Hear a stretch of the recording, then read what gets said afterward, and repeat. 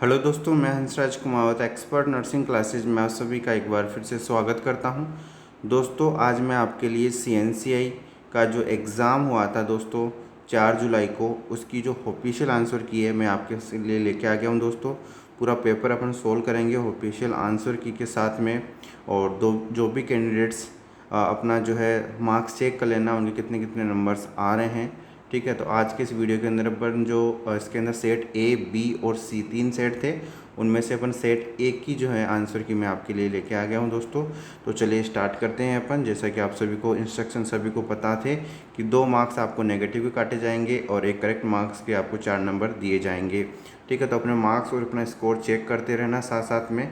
तो यहाँ पे अपन स्टार्ट करें। ये कुछ इंस्ट्रक्शन आप लोग को दिए गए थे जब आपको एग्ज़ाम की आपको जो कॉपी दी गई थी उसमें। तो स्टार्ट करें दोस्तों। एक बार सभी लोग बता देंगे, सभी को आवाज़ आ रही है मेरी? अच्छा, चलिए स्टार्ट करते हैं। अपना स्कोर साथ साथ में आप लोग चेक करिएगा। तो क्वेश्चन नंबर फर्स्ट है दोस्तों, name the non stimulate drug with norepinephrine reuptake inhibitor action use in the treatment of ADHD। Option A atomoxetine, option B dexamphetamine, option C methylphenidate and option D pimozide. जल्दी से भी लोग comment करें question number first का right answer क्या होगा, फिर मैं आपको राइट आंसर बताता हूं दोस्तों। क्वेश्चन में क्या पूछा गया है दोस्तों, name the non stimulant drug. यहाँ पे किसका नाम बताना है आपका? नॉन जो स्टिमुलेंट ड्रग है विथ नॉर एपिनेफ्रिन रीहेप्टेक इनहिबिटर के साथ में एक्शन करती है, use in the treatment of ADHD, यानी जो attention deficit hyper active disorder होता है दोस्तों, उसके ट्रीटमेंट के लिए जो नॉरएफ्रिन रीअपटेक इनहिबिटर के साथ में जो नॉन स्टिमुलेट जो ड्रग दी जाती है, उस ड्रग का नाम को आपको बताना था। और इसके अंदर जो राइट आंसर है दोस्तों वो क्या है? Option A atomoxetine. ठीक है, क्या नाम था दोस्तों? एटमोजेटिन। इसका सही आंसर होगा option A is the correct answer. तो दोस्तों, जिन्होंने भी ऑप्शन ए करेक्ट किया था उनका बिल्कुल सही जवाब है यहाँ पे। नेक्स्ट क्वेश्चन की तरफ बढ़ते हैं दोस्तों। How should a nurse administer an iron injection to an adult, यानी एक एडल्ट के अंदर एडमिनिस्टर करेगी आयरन का इंजेक्शन, तो वो कैसे करेगी? ऑप्शन ए है दोस्तों intradermal in the forearm, option B subcutaneous in the arm, option C Z track intramuscular in the gluteal and option D intramuscular in the deltoid. तो दोस्तों, आप सबको पता है कि जो आयरन का जो इंजेक्शन होता है वो कौन से रूट से दिया जाता है दोस्तों? जेड ट्रैक इंट्रामस्कुलर दिया जाता है ग्लूटियल मसल्स के अंदर। और दोस्तों, ये इसलिए करते हैं क्योंकि जो आपका आयरन का जो इंजेक्शन होता है वो बहुत इरिटेटेड होता है। साथ में क्या होता है दोस्तों, उसको जेट ट्रैक टेक्निक की सहायता से अपन इस पेशेंट्स के अंदर ग्लूटियल मसल्स के अंदर देते हैं ताकि उसकी लीकिंग नहीं हो। ठीक है, नेक्स्ट क्वेश्चन नंबर थर्ड पूछा गया था, the expected height of a normal child at 12 month, यानी 12 महीने पर एक जो चाइल्ड होता है उसकी नॉर्मल हाइट्स क्या अपन मानते हैं? तो ऑप्शन ए था दोस्तों 45 centimetre, option B 50 centimetre, option C 75 centimetre and option D 100 centimetre. तो दोस्तों, कितना होता है नॉर्मली अपन बात करें किसी भी चाइल्ड की जो हाइट होती है 12 मंथ पे, तो कितनी होती है दोस्तों? 75 सेंटीमीटर। एट बर्थ कितनी होती है दोस्तों? 50 सेंटीमीटर एट बर्थ होती है। और जब 12 मंथ का हो जाता है बेबी, तो उसकी जो हाइट होती है कितनी हो जाती है? 75 सेंटीमीटर हो जाती है। यानी अपना जो हाइट होती है उसका 50% उसकी ग्रोथ हो जाती है 12 मंथ तक आते आते। नेक्स्ट क्वेश्चन था दोस्तों question number fourth, increase depth of breathing with normal respiratory rate is called. यानी यहाँ पे क्या पूछा गया दोस्तों? इंक्रीज डेप्थ ऑफ ब्रीदिंग, यानी नॉर्मल रेस्पिरेटरी रेट के साथ में यदि जो ब्रीदिंग की जो डेप्थ है, जो गहराई है वो इंक्रीज हो गई है, तो उसको क्या कहेंगे? ऑप्शन ए आपका था कोस्मोल ब्रीदिंग, ऑप्शन बी था ब्रेडिपीनिया, ऑप्शन सी था दोस्तों ऑर्थोपीनिया एंड ऑप्शन डी था हाइपरपीनिया। तो सही आंसर इस क्वेश्चन का क्या होगा? जल्दी सभी लोग कमेंट करके बताएं। तो इस कंडीशन को क्या कहेंगे दोस्तों? जब डेप्थ इंक्रीज हो रही है तो उसको क्या कहते हैं? हाइपरपीनिया। ठीक है, ऑप्शन डी यहाँ पे बिल्कुल सही जवाब दोस्तों। और ब्रेडिपीनिया के अंदर क्या होगा? डेप्थ दोस्तों कम हो जाएगी। और आप देख सकते हैं कि जो ऑर्थोपीनिया है, ऑर्थोपीनिया यानी जब सोते समय उस समय आपकी जो ब्रीदिंग है वो कम हो जाती है, डिक्रीज हो जाती है, उसको अपन क्या कहते हैं? ऑर्थोपीनिया। और कुस्माल रेस्पिरेशन के नाम आपने सुना होगा, जो डायबिटिक कीटोसिडोसिस वाले पेशेंट्स के अंदर देखने को मिलता है। आपने नाम सुना होगा दोस्तों, एक तो टैकीपीनिया, एक ब्रेडिपीनिया। जब टैकीपीनिया होता है तो जो रेस्पिरेटरी रेट है वो बढ़ जाती है, और ब्रेडिपीनिया के अंदर जो रेस्पिरेटरी रेट है आपकी डिक्रीज हो जाती है। और हाइपरपीनिया के अंदर क्या हो गया दोस्तों, डेप्थ जो है, डेप्थ ब्रीदिंग की जो डेप्थ है वो इंक्रीज हो रही है। ठीक है, तो सही आंसर क्या हो गया, option D. Next question, question number 5, a nurse enter in A room and find a patient lying on the floor, which action should the nurse perform first. यहाँ पे क्या पूछा गया दोस्तों, एक जो नर्स है वो एंटर कर रही है रूम के अंदर और उसने उसने पाया कि जो पेशेंट्स है वो फ्लोर पे लेटा हुआ है। विच action should the nurse perform first, and सबसे पहले उस नर्स को क्या करना चाहिए ये आपको बताना था। तो ऑप्शन ए था दोस्तों, assist the patient back to bed, establish whether the patient is responsive. Option C था, ask the patient what happened, call for help, get the patient back in bed.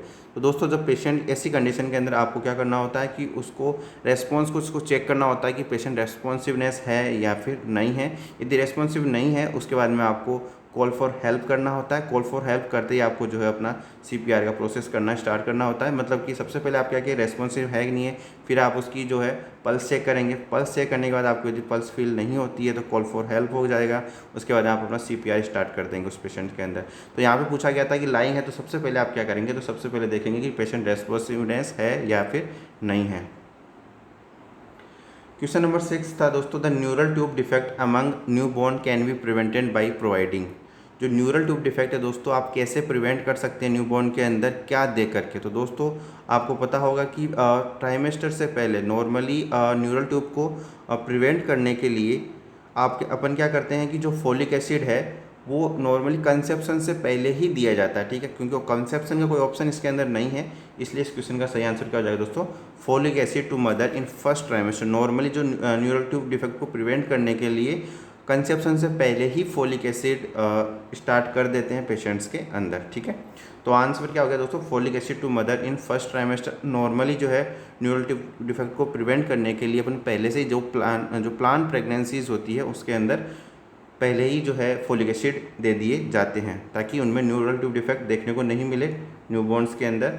What is the hyperemesis gravidarum. तो दोस्तों बहुत अच्छी term है जो आप सब लोग जानते हैं, जिसके अंदर आपको एक्सेसिव वॉमिटिंग देखने को मिलती है फर्स्ट ट्राइमेस्टर के अंदर नॉर्मली। तो हाइपर इमेसिस का मतलब क्या होता है दोस्तों, तो जो सिंपल सा जो मीनिंग होता है वो होता है एक्सेसिव वॉमिटिंग। ठीक है, क्वेश्चन नंबर 8 की हम बात करें, which position to be provided to an unconscious patient while performing mouth care. यानी अनकॉन्शियस पेशेंट्स है उसकी माउथ केयर आप प्रोवाइड कर रहे हैं, परफॉर्म कर रहे हैं, तो कौन सी पोजीशन जो है सही रहेगी उस पेशेंट्स के लिए वो आपको बताना था दोस्तों इसके अंदर। तो ऑप्शन ए था Fowler position, option B knee chest, option C supine and option D side line. तो क्या आंसर जाएगा दोस्तों, साइड लाइन पोजिशन आप अनकॉन्शियस पेशेंट को देते हैं ड्यूरिंग माउथ केयर। ठीक है, option D is the correct answer. बढ़ते हैं नेक्स्ट क्वेश्चन की तरफ दोस्तों, साथ साथ में आप अपना स्कोर चेक करते रहें। क्वेश्चन नंबर 9 आपका ये स्क्रीन पे है, mister Sharma develop features of depression after his diverse. यानी जो मिस्टर शर्मा है दोस्तों, उनका डाइवर्स होने की वजह से उसके अंदर डिप्रेशन के जो फीचर्स हैं वो डेवलप हो गए हैं। Here diverse is considered as, यानी यहाँ पे जो डाइवर्स को क्या कंसिडर किया जाएगा।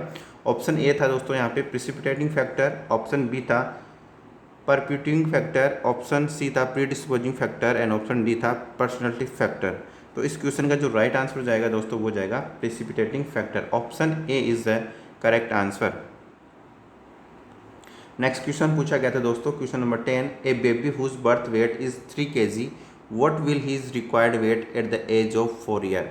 यानी एक बेबी है उसका जो बर्थ वेट है 3 kg है और उसका मतलब 4 साल पे उसका बर्थ वेट कितना हो जाएगा ये आपको बताना था। ठीक है, तो ऑप्शन ए दिया गया था आपका 6 kg, option B 12 kg, option C आपका 14 kg and option D 16 kg। तो सही आंसर क्या होगा दोस्तों इस क्वेश्चन का।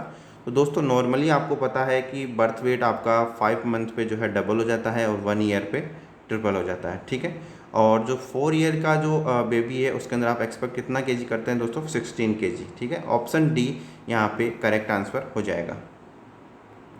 Next question, which anti tuberculosis drug cause poor vision and difficulty in colour perception.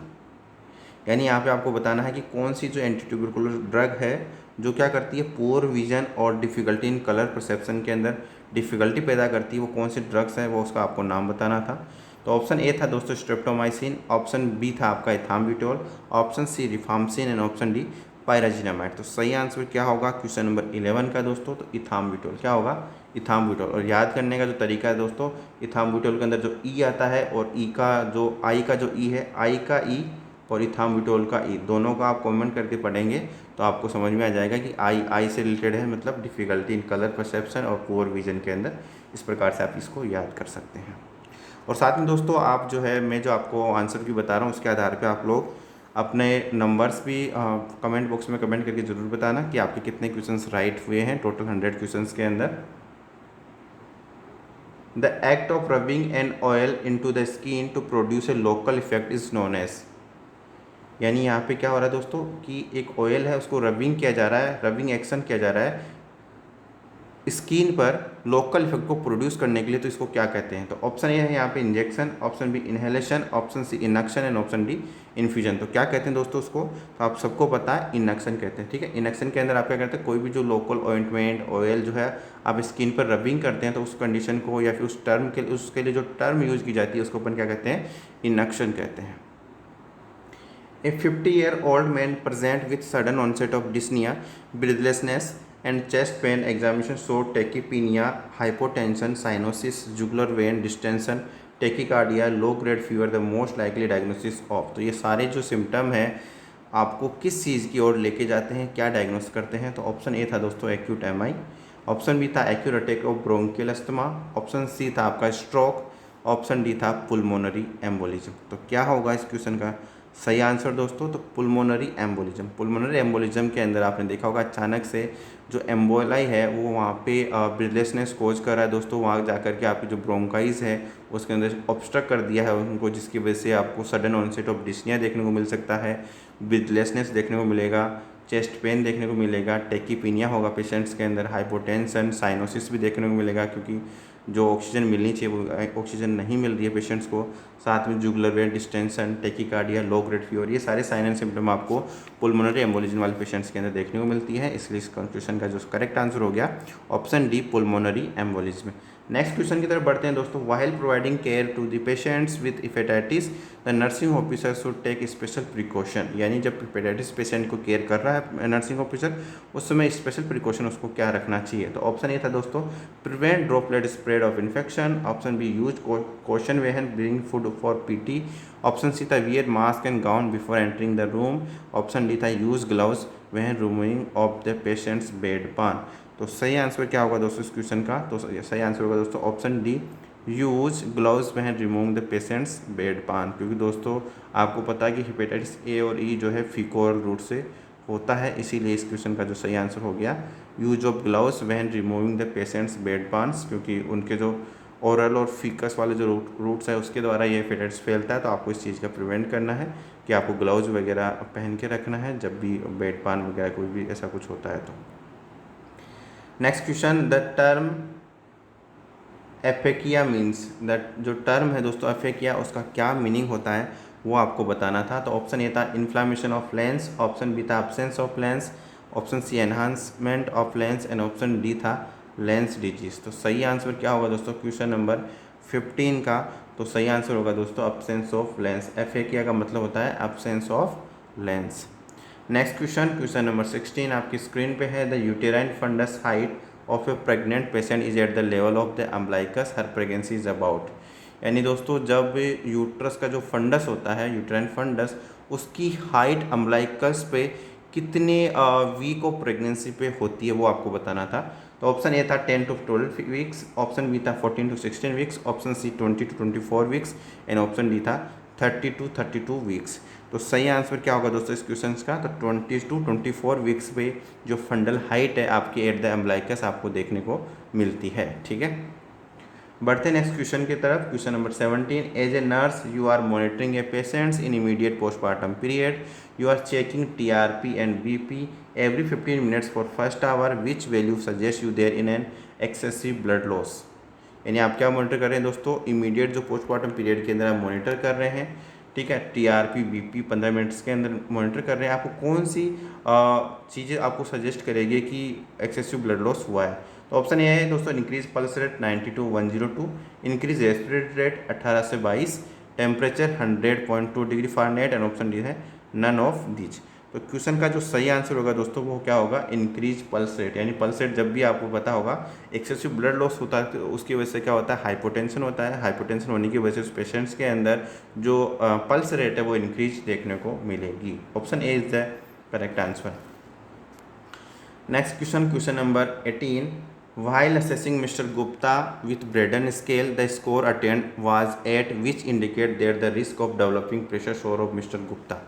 तो दोस्तों यहाँ पे बताया गया था कि जो ब्रेडन स्केल है दोस्तों, जिसकी सहायता से अपन प्रेशर सोर को आइडेंटिफाई करते हैं कि रिस्क कितनी है, माइल्ड है, मॉडरेट है, सीवियर, क्या कितनी रिस्क है, वो आपको पता करने के लिए। तो जब ब्रेडन स्कोर आपका 8 है, इसका मतलब वो जो रिस्क है वो हाई, कौन सी रिस्क होगी दोस्तों, वेरी हाई रिस्क के अंदर आ जाता है। ठीक है, ब्रेडन स्कोर अब नॉर्मली आपको पता होना चाहिए कि ब्रेडन स्कोर नॉर्मल कितना होता है, किस में कितना होता है, तो वो स्कोर मैं आपको यहाँ पे दिखा देता हूँ।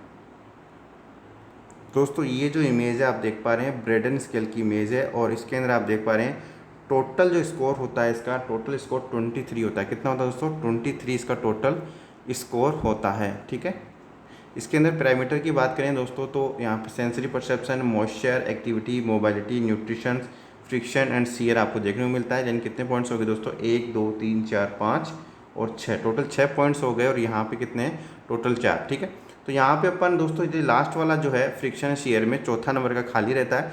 6 × 4 = 24 होते हैं दोस्तों, इसमें से एक अपना नहीं होता है, इसलिए इसका जो टोटल स्कोर होता है वो कितना होता है, 23 इसका टोटल स्कोर होता है। और 23 स्कोर में से भी यदि पेशेंट्स के अंदर 16 और उससे कम है तो उस पेशेंट्स के अंदर प्रेशर सोर डेवलप होने की संभावना ज़्यादा होती है। अब यदि ये स्कोर 15 से 16 के बीच में रहता है, इसका मतलब जो रिस्क है वो लो रिस्क है। यदि यही स्कोर 13 से 14 के बीच में रहता है, मतलब रिस्क मॉडरेट है। और यदि ये स्कोर 12 से भी कम रहता है, 12 और 12 से लेस रहता है, उस कंडीशन में जो रिस्क है वो हाई रिस्क है। ठीक है, तो ये चीज़ थी जो ब्रेडन स्केल के बारे में, आप इसको देख सकते हैं वीडियो को पॉज करके, और आपकी बुक्स के अंदर भी हालांकि ब्रेडन स्केल के बारे में आप लोग को पढ़ाया गया होगा।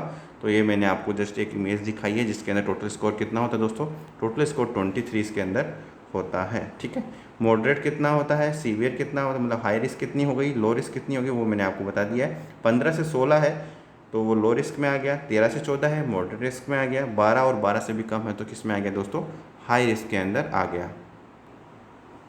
चलिए दोस्तों नेक्स्ट क्वेश्चन की तरफ बढ़ते हैं यहाँ पे। तो इसके अनुसार यहाँ पे जो स्कोर था दोस्तों कितना था, 8 था, मतलब ये 12 से भी कम है, तो ये किसके अंदर आ गया, हाई रिस्क, या फिर अपन कह सकते हैं वेरी हाई रिस्क, क्योंकि 8 से 12 से कम होगा तो वो हाई रिस्क के अंदर आता है, और यदि उससे भी और ज़्यादा हो गया तो दोस्तों वेरी हाई रिस्क में आ गया ये। ठीक है, what is the name of the opening that connect to atria of fetal heart. यानी आपको बताना है कि जो दो एट्रिया है उनके बीच में जो जैसे दो एट्रिया हो गया, राइट एट्रियम और लेफ्ट एट्रिया, उनके बीच में जो ओपनिंग है उसको क्या बोलते हैं। ठीक है, फोरामन ओवल्स बोलते हैं। क्या बोलते हैं दोस्तों, ऑप्शन सी फोरामन ओवल बोलते हैं। ठीक है, what is the name of the opening that connect to atria of fetal heart, fetal heart को कनेक्ट करते हैं दोनों एट्रियाओं को, और तो उसको क्या कहते हैं दोस्तों, फोरामन ओवल होता है। राइट एट्रियम और लेफ्ट एट्रियम के बीच में कौन सा होता है, फोरामन Oval. Next question, question number 20, in which of the following genetic condition karyotype 47XXY is seen in. यानी दोस्तों आपको सबको पता है कि जब 47XXY देखने को मिलता है तो सीधा सीधा आंसर क्लाइनफेल्टर सिंड्रोम आपका जाता है। ठीक है, नेक्स्ट क्वेश्चन दोस्तों, question number 21, which statement among the following is true as far maturation of Graafian follicle is concern. Which statement among the following is true as far a maturation of Graafian follicle, यानी Graafian follicle का maturation हुआ है, इसके बारे में true factors क्या है वो आपको बताना था। True as far as maturation. ठीक है, तो यहाँ पे ऑप्शन ए था दोस्तों, maturation is influence by the both FSH and LH, maturation by only influence by FSH, maturation is only influence by LH, maturation is only influence only by the progesterone. तो आपको सही answer बताना था दोस्तों, सही answer क्या है, maturation influence by the both FSH and LH, यानी फॉलिकल स्टिमुलेटिंग हार्मोन और जो आपका ल्यूटिनाइजिंग हार्मोन है, इन दोनों के इन्फ्लुएंस से जो ग्राफिन फॉलिकल का क्या होता है दोस्तों, मेचुरेशन होता है। Option A is the correct answer. बढ़ते हैं नेक्स्ट क्वेश्चन की तरफ। क्वेश्चन नंबर 22 आपकी स्क्रीन पे है। What immediate nursing intervention will you take in case of blood transfusion. Reaction, यानी आपको बताना है कि दोस्तों आप क्या नर्सिंग इंटरवेंशन करेंगे इमीडिएटली ब्लड ट्रांसफ्यूजन यदि कोई रिएक्शन हुई है। दोस्तों सबसे पहले आपको क्या करना होता है, जब भी ऐसा कुछ होता है तो आपको जो इन्फ्यूजन है जो चल रहा होता है उसको स्टॉप कर देना होता है और उसके वाइटल साइंस को मॉनिटर करना होता है। तो ऑप्शन ए दिया गया था inform the physician, option B था inform the blood bank, option C था monitor vital sign and option D था stop the transfusion and monitor the vital sign. तो सही आंसर क्या होगा दोस्तों, जो ट्रांसफ्यूजन जो चल रहा है ब्लड ट्रांसफ्यूजन उसको स्टॉप करना आपको इमीडिएटली और वाइटल साइंस को मॉनिटर करना है और आईवी लाइन को पेटेंसी रखना है। तो सबसे पहले क्या करना है, आपको ट्रांसफ्यूजन को स्टॉप कर देना है। उसके बाद आपको डॉक्टर्स को इन्फॉर्म करना है। Question number 23, as a staff nurse you are caring a patient with psoriasis, salicylic acid is prescribe to the patient which finding indicate that the presence of systematic toxicity from the medication. यानी कि question में पूछा गया दोस्तों, patients है जिसको psoriasis है उसको सैलिसिलिक एसिड जो है ड्रग प्रिस्क्राइब की गई है, आपको क्या उसके अंदर देखने को मिलेगी, क्या फाइंडिंग्स देखने को मिलेगी कि आपको पता चलेगा कि सिस्टमेटिक टॉक्सिसिटी उस मेडिकेशन की पेशेंट्स के अंदर हो गई है। ऑप्शन ए दोस्तों respiration decrease, option B tinnitus, option C constipation and option D diarrhoea. तो सही आंसर क्या होगा दोस्तों, टाइनाइटिस, यानी जो रिंगिंग की जो आवाज़ है उसके ईयर्स के अंदर सुनाई देने लग जाए तो समझ लीजिए कि उसकी सिस्टमेटिक टॉक्सिसिटी देखने को मिल रही है सैलिसिलिक एसिड की, टाइनाइटस, ठीक है, ringing in the ear. Next question दोस्तों, phlebostatic axis is the point at intersection of, क्या है दोस्तों, क्या पूछा गया है, phlebostatic axis is the point at the intersection of, ठीक है। ऑप्शन ए है mid axillary line and line draw through the fourth intercostal space, option B है anterior axillary line and six intercostal space, option C है posterior axillary line and fifth intercostal space and option D है anterior axillary line and six intercostal space. तो सही answer क्या होगा दोस्तों question number 24 का, तो आंसर हो गया ऑप्शन ए, यानी फ्लेबोस्टेटिक जो एक्सिस होता है वो क्या होता है दोस्तों, is the point intersection of mid axillary line, mid axillary line जो एक्सिला है उसकी जो मिड एक्सिलरी लाइन हो गई and line draw through the fourth intercostal space, ठीक है। फोर्थ इंटरकोस्टल स्पेस आपका जैसे आप देखते हैं इफ फोर्थ इंटरकोस्टल स्पेस और जो मिड एक्सिलरी लाइन है उसके बीच में जो एक्सिस होता है फ्लेबोस्टेटिक एक्सिस, ठीक है, इंटरसेक्शन के लिए। तो सही आंसर क्या होगा दोस्तों, option A mid axillary line and line draw through the fourth intercostal space. Next question, question number 25, name of the receptor on epidermis that transmit stimuli to the axon through a chemical synapse. आपको नाम बताना उस receptor का जो epidermis के अंदर होता है, transmit stimuli to the axon through a chemical synapse, chemical synapse के थ्रू जो स्टिमुलाई है उसको एक्सोन तक लेके जाता है, जो स्टिमुलस है उसको ट्रांसमिट करता है। तो ऑप्शन ए दोस्तों लैंगरहैंस सेल्स, ऑप्शन बी है मर्केल सेल्स, ऑप्शन सी दोस्तों Woodger cells and option D burger cell. तो सही आंसर क्या होगा दोस्तों इस क्वेश्चन का, मर्कल सेल, क्या बोलते हैं उसको, मर्कल जो सेल है वो क्या करती है एपिडर्मिस के अंदर होती है और जो स्टिमुलाई को ट्रांसमिट करती है एक्सोन की तरफ थ्रू एक केमिकल सिनेप्स के थ्रू, ठीक है। ऑप्शन बी है आपका Merkel cell is the correct answer.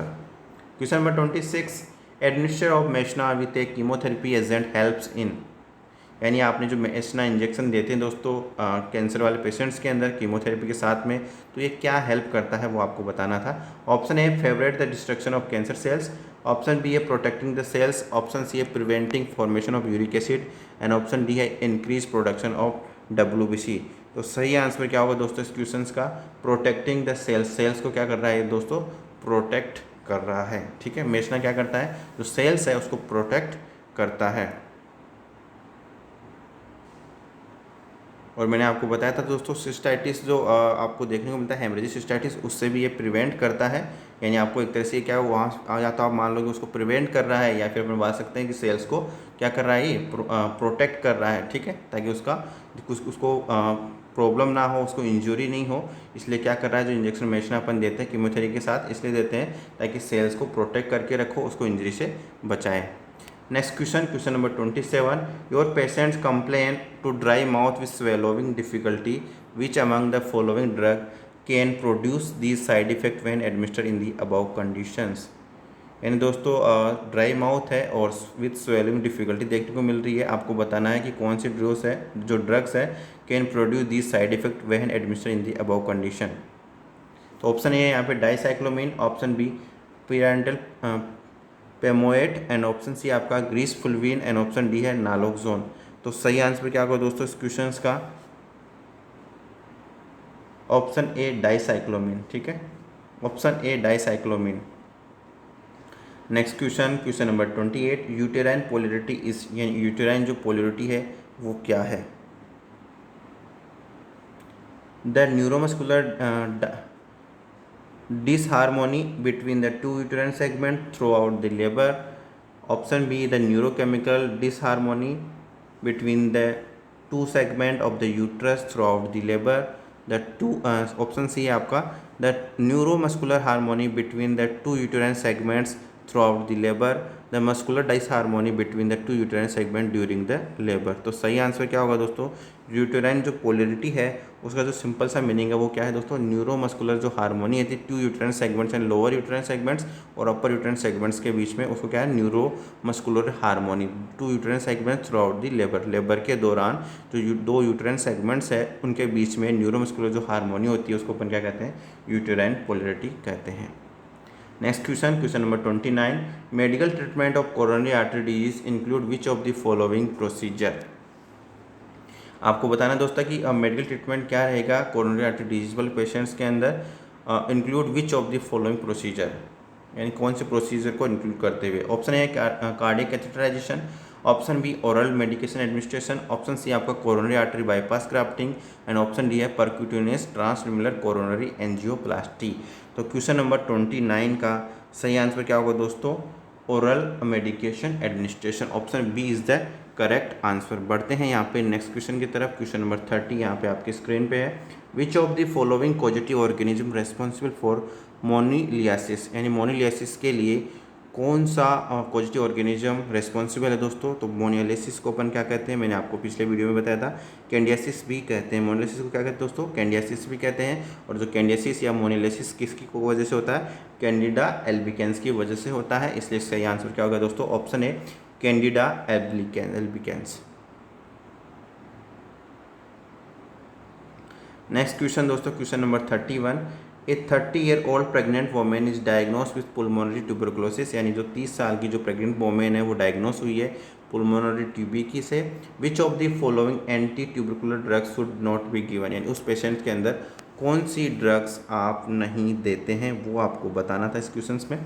तो ऑप्शन है आपको दोस्तों INH, ऑप्शन बी था रिफाम्सिन, ऑप्शन सी था स्ट्रेप्टोमाइसिन, एंड ऑप्शन डी था इथाम्ब्यूटोल। तो कौन से ड्रग्स नहीं देते दोस्तों? स्ट्रेप्टोमाइसिन नहीं देते, ऑप्शन सी। क्योंकि जो स्ट्रेप्टोमाइसिन है दोस्तों वो आपका जो है ईयर को डिफेक्ट कर सकती है, जो बेबी होगा उसके ईयर को डिफेक्ट कर सकती है, उसको सुनने में प्रॉब्लम हो सकती है, उसको कॉन्जेनिटल जो है सुनने में उसको प्रॉब्लम हो सकती है। इसलिए उस पेशेंट्स के अंदर, यानी जो प्रेग्नेंट वोमेन है उसके अंदर स्ट्रेप्टोमाइसिन नहीं देते हैं। तो ऑप्शन सी यहाँ पे करेक्ट आंसर,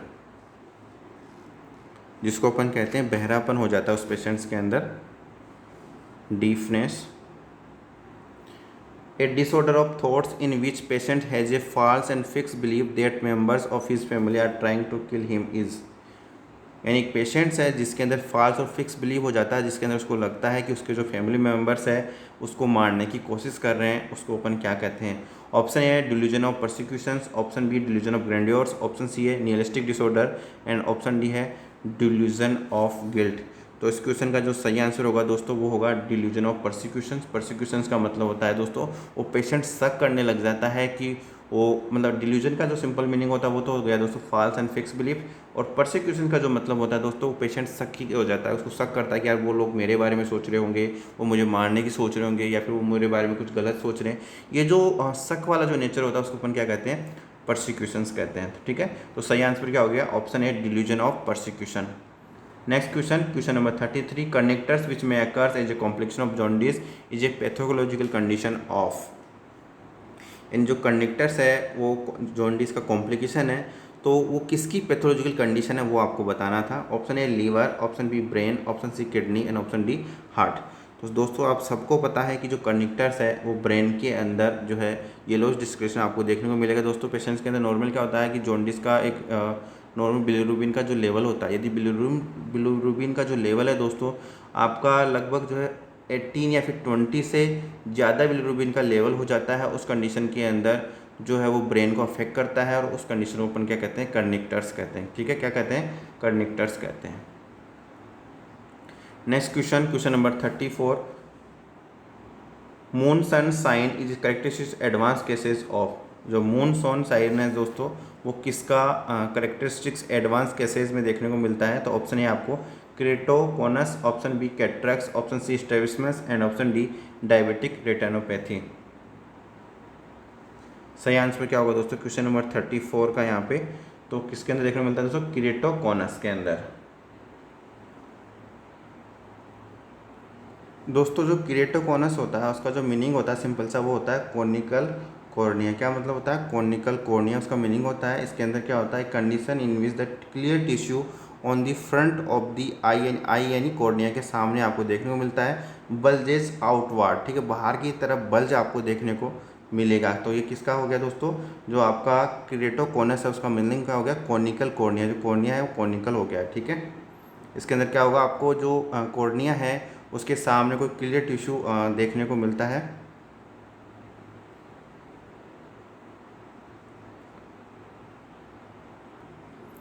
दोस्तों नेक्स्ट क्वेश्चन की अपन बात करते हैं। Question number 35, rose bengal test is use in the diagnosis of. जो रोज बेंगल टेस्ट जो यूज किया जाता है दोस्तों, किसके डायग्नोसिस के लिए यूज किया जाता है? ऑप्शन है आपको यहाँ पे brucellosis, option B byssinosis, option C whooping cough and option D है ब्रोंकाइटिस। तो जो रोज बेंगल टेस्ट यूज किया जाता है किसके डायग्नोसिस के लिए यूज किया जाता है दोस्तों? ब्रुसेलोसिस के डायग्नोसिस के लिए। ऑप्शन ए यहाँ पे बिल्कुल सही जवाब। नेक्स्ट क्वेश्चन की तरफ बढ़ते हैं। क्वेश्चन नंबर 36 आपकी स्क्रीन पे है। Which is the following neuro transmitter is deficient in depression. In depression के अंदर कौन सा जो न्यूरो ट्रांसमीटर है वो डेफिशिएंट देखने को मिलता है दोस्तों? तो ऑप्शन ए था ओनली सीरोटोनिन, ऑप्शन बी था ओनली 5-HT, ऑप्शन सी था गाबा एंड ऑप्शन डी था both, option A and B. तो दोस्तों सीरोटोनिन का दूसरा नाम क्या है? 5-HT है। ठीक है, और ये दोस्तों 5-HT जो है आपका है दोस्तों, जो 5-HT है आपका, उसका जो फुल फॉर्म होती है 5-हाइड्रोक्सी ट्रिप्टामिन, इसकी फुल फॉर्म होती है। और दोस्तों जो 5-HT है क्या है? प्रीकर्सर ऑफ न्यूरोट्रांसमीटर का ये जो है प्रीकर्सर है, और जो सीरोटोनिन है उसको ही 5-हाइड्रोक्सी ट्रिप्टामिन भी कहते हैं। तो दोस्तों इसलिए इस क्वेश्चन का जो सही आंसर हो गया वो क्या हो गया दोस्तों? Option D both, option A and B, यानी ओनली सीरोटोनिन और 5-HT दोनों जो है। 5-HT मैंने क्या बताया? प्रीकर्सर है न्यूरोट्रांसमीटर का, और सीरोटोनिन को ही अपन 5-HT कहते हैं।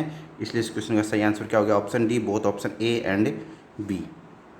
ए patient receiving IV fluids develops warm tenderness, erythema and pain at the site. The nurse suspect which of the following. यानी यहाँ पे पेशेंट्स को IV साइट लगी हुई है, और यहाँ पे देख रहे हैं कि वहाँ पे वार्म टेंडरनेस इरिथमिया आपको देखने को मिल रहा है, और उस साइड पे आपको पेन भी देखने को मिल रहा है। तो उस कंडीशन को अपन क्या कहेंगे? तो ऑप्शन ए था fluid overload, option B sepsis, option C phlebitis and option D infiltration. तो सही आंसर क्या होगा दोस्तों इस कंडीशन का?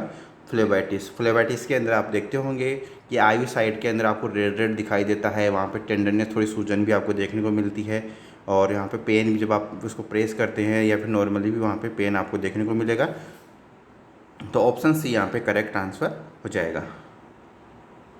Station in obstructive pelvis related to, यानी आप जो स्टेशन जैसे दोस्तों अपन OBG के अंदर देखते हैं, जब स्टेशन का बहुत ही इम्पोर्टेंट रोल होता है कि हेड कहाँ पे है, +1 +2 +3 -1 -2 -3। तो वो जो चीज़ अपन चेक करने के लिए उसका जो स्टेशन होता है उसके आधार पे करते हैं। तो स्टेशन नॉर्मली किससे रिलेटेड होता है, ये आपके क्वेश्चन में पूछा गया था दोस्तों। तो ऑप्शन था इलियक स्पाइन, ऑप्शन बी था ischial spine, option C coccyx and option D था इलियोमोस्पाइन। तो जो स्टेशन कहाँ पे होता है दोस्तों? स्चियल स्पाइन के यहाँ पे होता है। Option B is the correct answer, ischial spine. Next question, question number 39, inflammation of tissues surrounding the nails known as. यानी नेल्स के चारों तरफ यदि आपको इन्फ्लामेशन देखने को मिल रहा है जो टिश्यूज़ हैं उनमें, तो उस कंडीशन को अपन क्या कहेंगे? ऑप्शन ए क्लम्बिंग, ऑप्शन बी है कोइनोचिया, ऑप्शन बी पेरोनोचिया, ऑप्शन डी है ओनिकोलिसिस। क्या कहेंगे उस कंडीशन को दोस्तों? तो सही आंसर जो है इस क्वेश्चन का वो है पेरोनोचिया। क्या कहेंगे?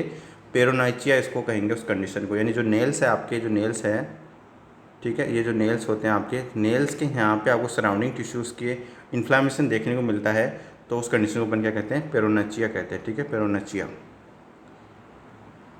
Question number 40, name the neurological disorder characterized by the loss of the ability to execute or carry out skilled movement and gestures despite having the desire and physical ability to perform them। यहाँ question में क्या पूछा गया दोस्तों, आपको name बताना उस neurological disorder का जिसके अंदर पेशेंट्स के अंदर loss of ability to execute और carry out skilled movement and gesture despite having a desire and physical ability to perform them। तो उस कंडीशन को अपन क्या कहते हैं, ऑप्शन ए आपका anhedonia, option B apraxia, option C apathy and option D है amnesia. तो दोस्तों उस कंडीशन को क्या कहते हैं, एप्रेक्सिया। क्या कहते हैं, apraxia. Option B is the correct answer. Apraxia के अंदर आपको क्या देखने को मिलेगा, जो पेशेंट्स है आपका वो जो नॉर्मली स्किल मूवमेंट्स या गेस्चर करना चाहता है वो कर नहीं पाता, लॉस ऑफ एबिलिटी, उसकी जो एबिलिटी है करने की वो लॉस हो जाती है। और उसके अंदर जो डेस्पाइट होती है having the desire and physical ability, ये सब उसके अंदर क्या हो जाता है, लॉस हो जाता है, ठीक है दोस्तों। तो एप्रेक्सिया कहेंगे उसको। नेक्स्ट क्वेश्चन,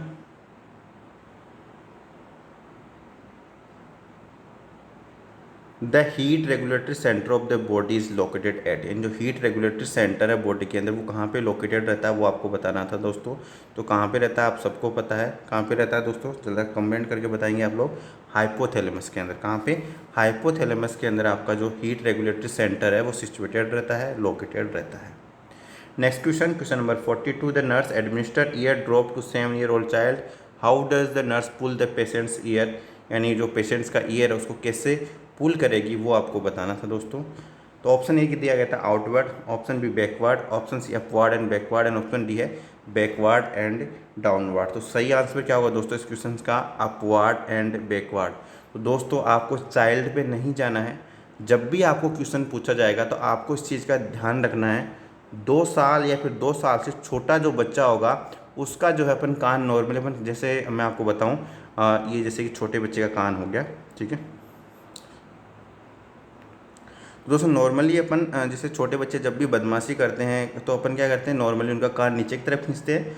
तो जब भी छोटे बच्चों की बात आएगी, छोटे बच्चे का दोस्तों कितने, 2 साल या 2 साल से जो छोटे बच्चे होते हैं, छोटे चाइल्ड्स होते हैं, 2 ईयर से बिलो 2 ईयर्स जो एज के जो चाइल्ड्स होते हैं उनके अंदर तो अपन कान हमेशा नीचे की तरफ खींचते हैं, ठीक है, यानी डाउनवर्ड की तरफ खींचते हैं। और 2 साल से ऊपर जो भी बच्चे हो, बड़ा हो, कुछ भी हो, उसका अपन क्या करते हैं, बैकवर्ड करते हैं, सॉरी अपवर्ड करते हैं, ठीक है। तो ये बेसिक सा डिफरेंस है दोस्तों। तो आपको 2 साल से ऊपर के बच्चे का जब भी क्वेश्चन आएगा आपको ध्यान रखना है कि उसका आंसर क्या जाएगा, अपवर्ड एंड बैकवर्ड। यानी 2 साल से छोटे बच्चे का कान आपको नीचे खींचना है यानी डाउनवर्ड खींचना है, और 2 साल से ऊपर जो भी बड़ा बच्चा होगा तो आपको क्या करना है, उसका कान ऊपर की तरफ खींचना है जब भी ईयर ड्रॉप इंस्टिल करते हैं। तो इस क्वेश्चन का जो सही आंसर होगा दोस्तों option C, upward and backward. क्या बताया मैंने आपको, 2 साल या 2 साल से छोटा जो चाइल्ड होता है उसका कान अपन नीचे की तरफ खींचते हैं क्योंकि वो बदमाशी ज़्यादा करता है, और 2 साल से ऊपर जो भी बच्चा होगा उसका कान अपन क्या करते हैं, ऊपर की तरफ खींचते हैं यानी अपवर्ड एंड बैकवर्ड। ठीक है दोस्तों, ये बेसिक सा कंसेप्ट है जो मैंने आपको बता दिया है। वैसे आपको पता होगा इस चीज़ का, नहीं पता है तो अपनी नोटबुक में नोट कर लें। Next question, which of the following not an isotonic fluid, यानी इनमें से कौन सा आइसोटोनिक फ्लूइड्स नहीं है। ऑप्शन था 0.9%, ऑप्शन बी था RL, option C dextrose 5% in water and option D dextrose 5% in normal saline. तो दोस्तों इस क्वेश्चन का जो सही आंसर होगा वो होगा option D, dextrose 5% in normal सेलाइन, जिसको अपन क्या कहते हैं दोस्तों, DNS भी कहते हैं। ठीक है, इसको अपन DNS कहते हैं, और DNS आपकी जो DNS होती है वो आइसोटोनिक में नहीं आती है, वो हाइपरटोनिक के अंदर आती है। ठीक है, बाकी जो RL है, NS है और जो डेक्सट्रोज 5% वाटर के अंदर है वो सब क्या है, आइसोटोनिक फ्लूइड्स हैं। Next question, Meniere disease is related to. दोस्तों जो मेनियर डिजीज होती है वो आपके ईयर से रिलेटेड होती है। ठीक है, मेनियर डिजीज आपकी ईयर से रिलेटेड होती है। नेक्स्ट क्वेश्चन की तरफ बढ़ते हैं, the space between arachnoid and pia mater is called, यानी अरेक्नोइड और पायोमीटर के बीच में जो स्पेस होता है दोस्तों उसको कौन सा स्पेस कहते हैं, सब अरेक्नोइड स्पेस कहते हैं। क्या कहते हैं दोस्तों, सब अरेक्नोइड स्पेस कहते हैं। ऑप्शन सी यहाँ पे बिल्कुल सही जवाब, subarachnoid space. Next question, which assessment indicate the nurse about development of cardiogenic shock in MI patient in ICU, यानी ICU के अंदर एक पेशेंट्स है और पेशेंट के अंदर MI का जो पेशेंट्स है उसके अंदर कार्डियोजेनिक शॉक्स के क्या असेसमेंट या क्या इंडिकेशन आपको देखने को मिलेगा कि वो पेशेंट शॉक्स में चला गया है? तो ऑप्शन ए आपका bradycardia, option B increase blood pressure, option C है ओलिगोयूरिया एंड ऑप्शन डी है वार्म एंड फ्लैट स्किन। तो दोस्तों सही आंसर क्या होगा पेशेंट्स के अंदर? ओलिगोयूरिया। ओलिगोयूरिया पेशेंट्स के अंदर देखने को मिल रहा है, इसका मतलब पेशेंट जो है कार्डियोनिक शॉक्स के अंदर जा रहा है। ठीक है, next question, according to the Freud which component of personality operate according to the reality principle, यानी कौन सी पर्सनैलिटी जो है रियलिटी प्रिंसिपल पे काम करती है वो आपको इसके अंदर बताना था दोस्तों। तो इड, ईगो, सुपर ईगो और ट्रस्ट। तो सही आंसर क्या होगा दोस्तों? अकॉर्डिंग टू फ्रूड आपने देखा होगा इड, ईगो और सुपर ईगो के बारे में पढ़ा होगा, और जो रियलिटी का जो प्रिंसिपल है वो किस पे काम करता है? ईगो पे काम करता है। Option B is the correct answer. Next question, question number 48, which is not a cause of APH and antepartum haemorrhage का कारण नहीं है? तो ऑप्शन ए है placenta previa, option B cord presentation, option B abruptive placenta and option D rupture of uterus. तो दोस्तों placenta previa, abruptive placenta और rupture of uterus, इन तीनों के अंदर ही आपको क्या देखने को मिलता है दोस्तों?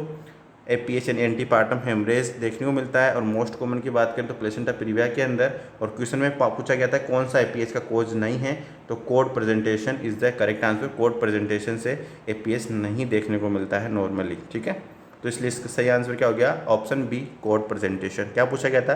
कौन सा एपीएच यानी एंटीपार्टम हेमरेज का कारण नहीं है? बाकी जो तीनों कारण है वो एपीएच के कोज है। ठीक है, next question, cord clamping is delay by 1 to 3 minutes in neonate because, यानी न्यूनेट्स के अंदर जो कॉर्ड क्लैंपिंग करते हैं वो 1 से 3 मिनट देरी से करते हैं, ऐसा क्यों करते हैं वो आपको बताना था। Option A prevents anaemia in women, option B placenta separate easily, option C prevent jaundice in neonate and option D है न्यूनेट गेट्स कॉर्ड ब्लड। तो सही आंसर क्या होगा दोस्तों इस क्वेश्चन का कि जो न्यूनेट्स है, यदि आप 1 से 3 मिनट देरी करते हैं कॉर्ड क्लैंपिंग में, तो उससे क्या होगा? जो न्यूनेट्स है वो कोड का जो ब्लड है उसको भी ग्रहण कर लेता है, उसको गेट कर लेता है, प्राप्त कर लेता है। ठीक है, इसलिए option D is correct answer, neonates gets cord blood. Which of the following positive organism responsible syphilis, तो सिप्लिस के लिए कौन सा पॉजिटिव ऑर्गेनिज्म रेस्पॉन्सिबल होता है दोस्तों? तो ट्रिपेनोमा पेलिडियम। ट्रिपोनिमा पेलिडियम जो है सिप्लिस का पॉजिटिव ऑर्गेनिज्म है।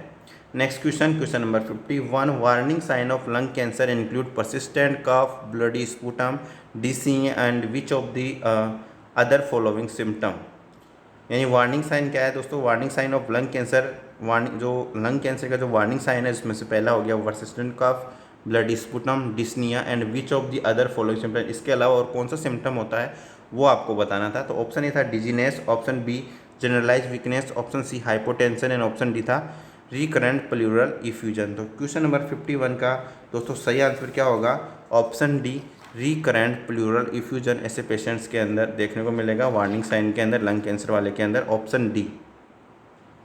Next question, question number 52, at the time of diagnosis of Hodgkin's lymphoma which of the following area is often involve, यानी हॉजकिन जो लिम्फोमा होता है दोस्तों उसके अंदर नॉर्मली कौन सा एरिया इन्वॉल्व रहता है? ऑप्शन ए आपका back, option B neck, option C chest and option D groin. तो क्वेश्चन नंबर 52 का जो सही आंसर है दोस्तों वो है नेक। हॉजकिन लिम्फोमा के अंदर नेक जो है, नेक वाला जो एरिया वो इन्वॉल्व रहता है। Option B is the correct answer, neck.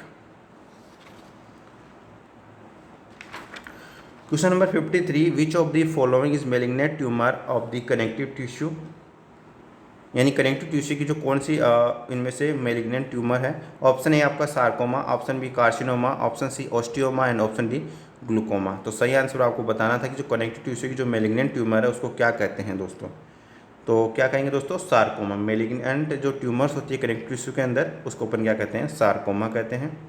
Option A is the correct answer.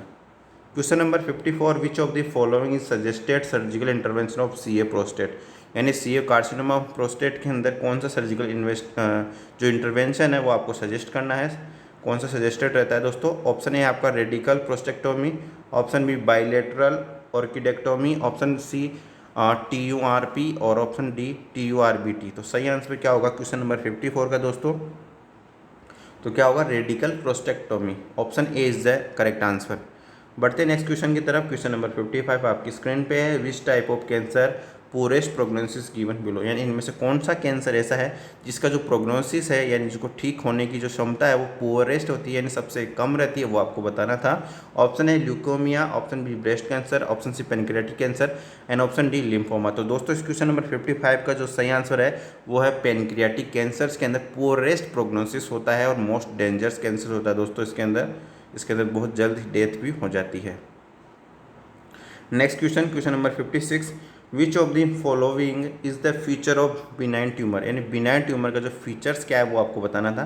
Option A infiltrative type of growth, option B metastasis is present, ये तो बिल्कुल नहीं होता है।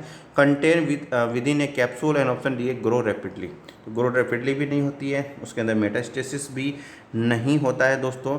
तो जो ट्यूमर होती है बिनाइन ट्यूमर वो एक ही जगह फिक्स रहती है और विद इन ए कैप्सूल के अंदर ही फिक्स रहती है, ठीक है। तो ऑप्शन सी यहाँ पे करेक्ट आंसर हो जाएगा।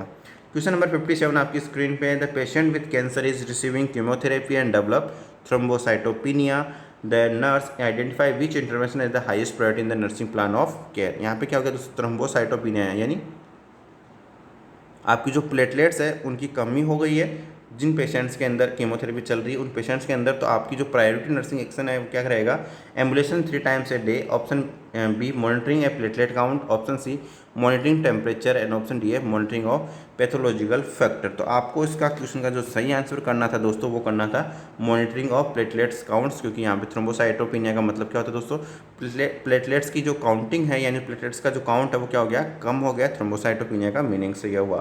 तो आपको क्या करना है, प्लेटलेट्स काउंट्स को मॉनिटर करते रहना है, ठीक है। उसका जो प्लेटलेट्स काउंट करवाते रहना है या फिर अपन कह सकते हैं सीबीसी आप करवाते रहें, सीबीसी के अंदर आपको प्लेटलेट काउंट भी देखने को मिल जाएगी।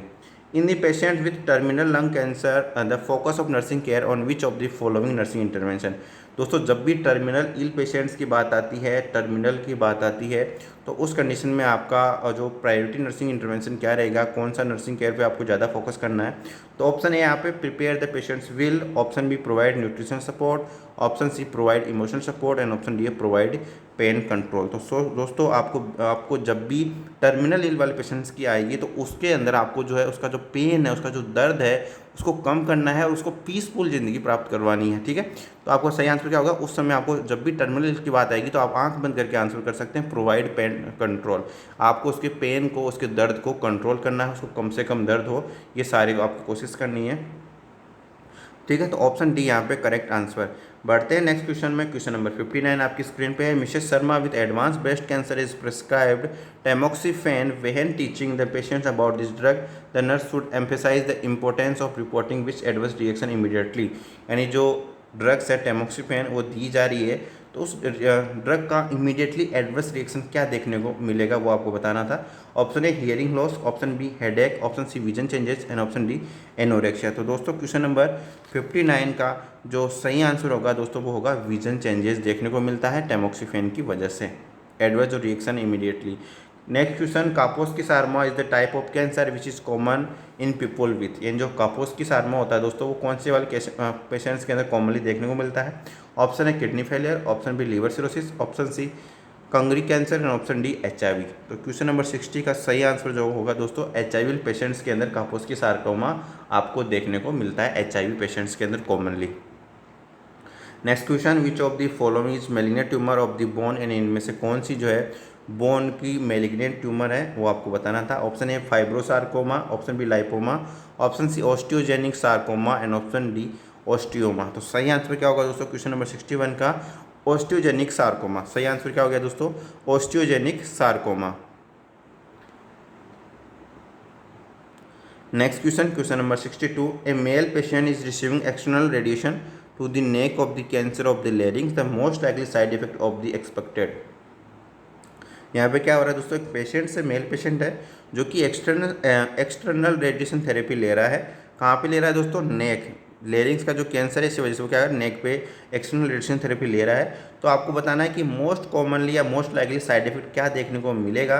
ऑप्शन ए है dyspnoea, option B diarrhoea, option C sore throat and option D constipation. तो उस पेशेंट्स के अंदर दोस्तों क्या देखने को मिलेगा, सोर थ्रोट देखने को मिलेगा, ठीक है। साइड इफेक्ट के अंदर sore throat, option C is the correct answer. बढ़ते हैं नेक्स्ट क्वेश्चन की तरफ, क्वेश्चन नंबर 63 आपकी स्क्रीन पे है। Which of the following is a diagnostic test for the diagnosis of prostate cancer.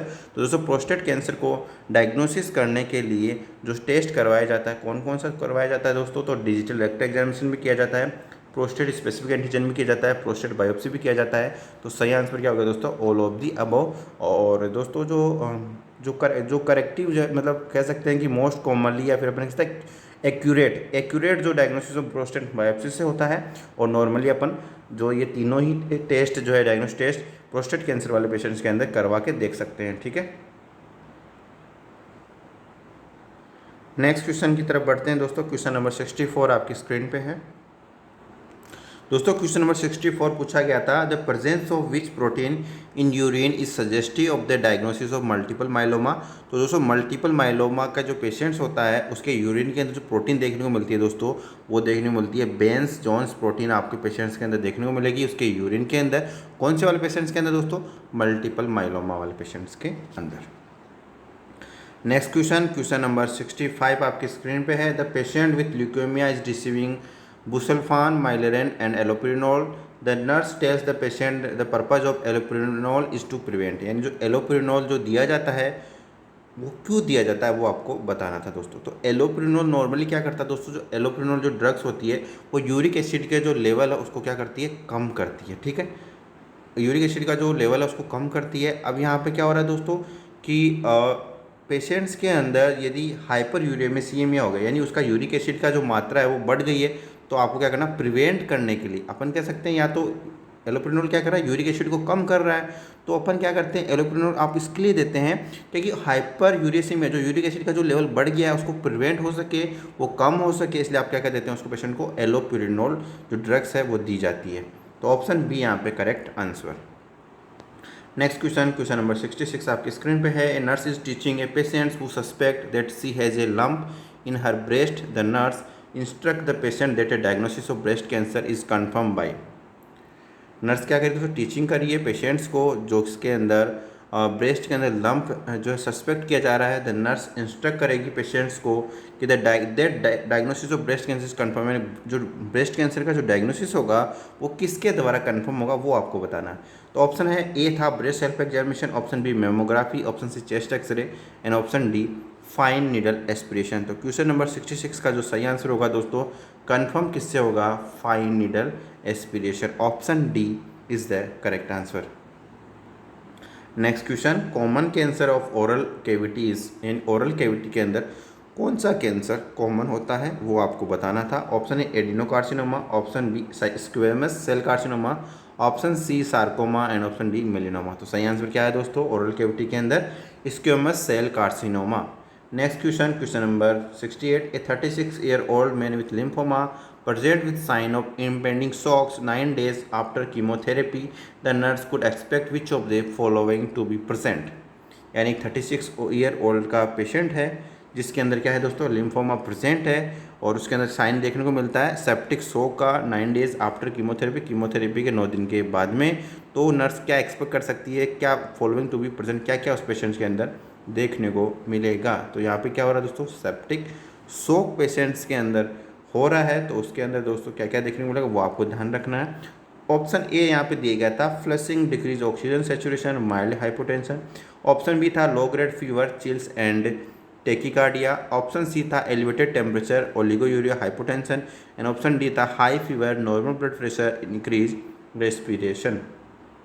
तो ऐसे पेशेंट्स के अंदर दोस्तों क्या देखने को मिलेगा, लो grade fever, chills and tachycardia देखने को मिलेगा। जैसे कि अपने पीछे जो क्वेश्चन आया था उसके अंदर भी बात की रही थी कि शॉक के अंदर आपको नॉर्मली क्या देखने को मिलेगा दोस्तों, जब भी शॉक होता है तो क्या होता है स्टार्टिंग में जो है टेकिकार्डिया उस पेशेंट के अंदर देखने को मिलता है, फिर धीरे धीरे जो है उसका बीपी जो है लो, ब्लड प्रेशर लो होने लग जाता है। आपने जो स्टेप पढ़ी होगी दोस्तों उसके अंदर आपको बताया गया होगा। ठीक है, तो सही आंसर क्या होगा, low grade fever and chills और tachycardia is the correct answer.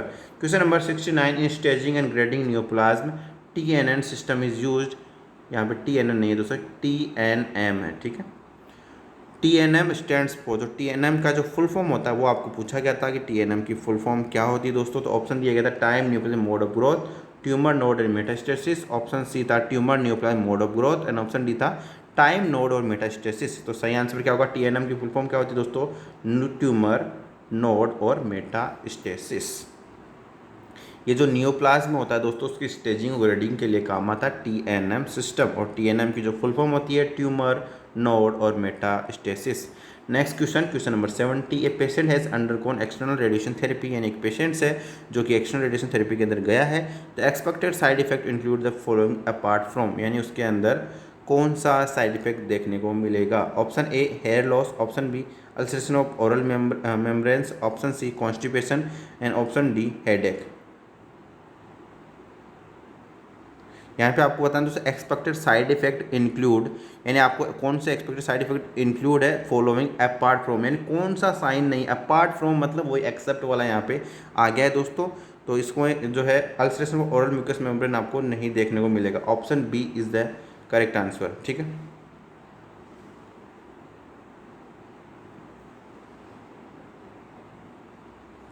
Next question number 71, skin reaction are common in radiation therapy, nursing responsibilities on promoting skin integrity should be promoted apart from. Skin reaction are common in radiation therapy, radiation therapy के अंदर skin reaction commonly देखने को मिलती है और सबसे ज़्यादा skin जो है प्रभावित होती है रेडिएशन थेरेपी के अंदर।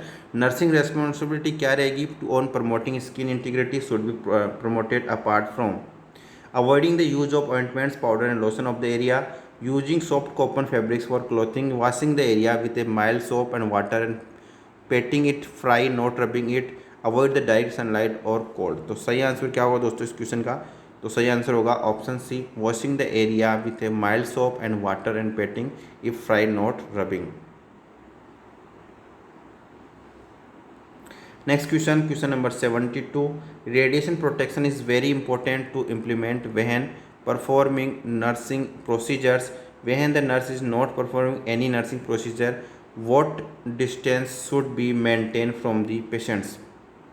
यानी यहाँ पे क्या पूछा गया था दोस्तों कि जब नर्सिंग प्रोसीजर परफॉर्म नहीं किया जा रहा है उस कंडीशन के अंदर कितना डिस्टेंस पेशेंट्स के बना के रखना है, वो आपसे पूछा गया। तो 3 फीट आपको डिस्टेंस बना के रखना है, ऑप्शन डी करेक्ट आंसर।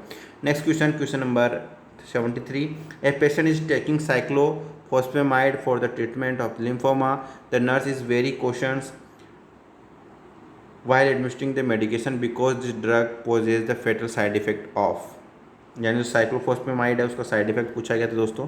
तो ऑप्शन ए था alopecia, option B myeloma, option C CNS toxicity and option D था हेमरेजिक सिस्टाइटिस। तो सही आंसर क्या होगा दोस्तों, हेमरेजिक सिस्टाइटिस आपको देखने को मिलेगा।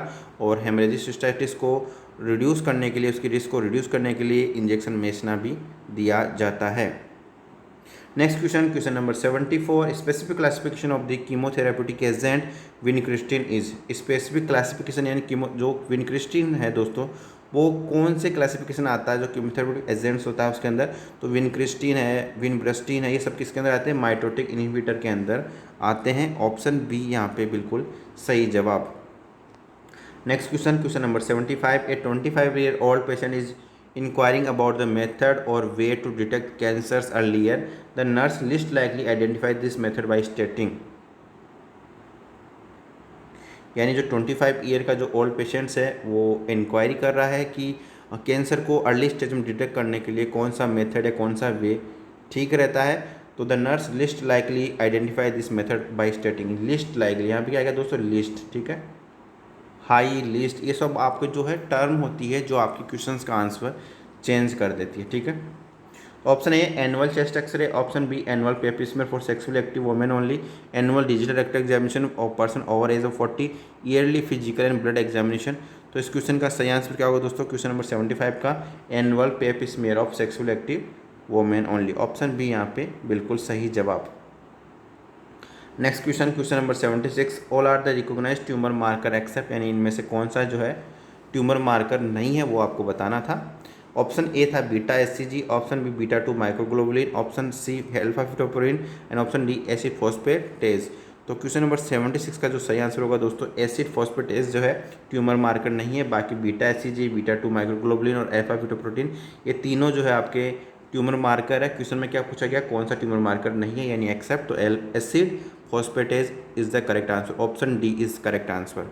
नेक्स्ट बढ़ते हैं question number 76, least amenable to screening is, least यानी बहुत ही कम, लिस्ट का मतलब सबसे कम।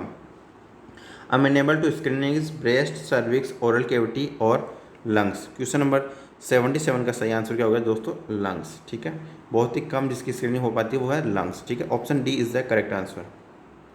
नेक्स्ट क्वेश्चन दोस्तों, in which of the following head neck cancer is lymph node metastasis least common. ये वापस लिस्ट आ गया, लिस्ट यानी सबसे कम कॉमन होता है जो। Which of the following head और neck cancer is lymph node metastasis, यानी कौन सी जगह पे जो है मेटास्टेसिस बहुत कम देखने को मिलता है हेड और नेक वाले में। तो ऑप्शन ए है tongue, option B buccal mucosa, option C hard palate and option D lower alveolus. तो सही आंसर क्या होगा दोस्तों 78 का? हार्ड पैलेट के अंदर, ऑप्शन सी। लिस्ट पूछा यहाँ पे, क्या पूछा? List common. List common, most common. Most common यानी सबसे कॉमन और लिस्ट कॉमन बहुत सबसे कम कॉमन। ठीक है, next question, question number 79, secondaries of the all the following cause osteolytic lesion except. फिर यहाँ पे एक्सेप्ट आ गया दोस्तों। यहाँ पे क्या बता रहा है? Secondaries of the all of the following cause osteolytic lesion except, यानी कौन सा जो है सेकेंडरीज कोज नहीं है। एक्सेप्ट आ गया मतलब नहीं है। ठीक है, तो option A prostate, option B kidney, option C bronchus and option D thyroid. तो क्वेश्चन नंबर 79 का जो सही आंसर हो गया है दोस्तों ऑप्शन ए प्रोस्टेट जो है सेकेंडरीज के अंदर नहीं आएगा, ऑस्टियोलाइटिक लीजन के अंदर। तो ऑप्शन ए यहाँ पे करेक्ट आंसर हो जाएगा। क्वेश्चन नंबर 80 आपकी स्क्रीन पे, treatment of bone metastasis is by, यानी बोन मेटास्टेसिस का जो ट्रीटमेंट किया जाता है दोस्तों वो किसके द्वारा किया जाता है? तो ऑप्शन ए है आपका जो कौन सा आइसोटोप है? तो सेमेरियम 153, I-131, P32 और इट्रियम। तो इस क्वेश्चन का जो सही आंसर होगा दोस्तों वो है सेमेरियम 153, ऑप्शन ए यहाँ पे करेक्ट आंसर।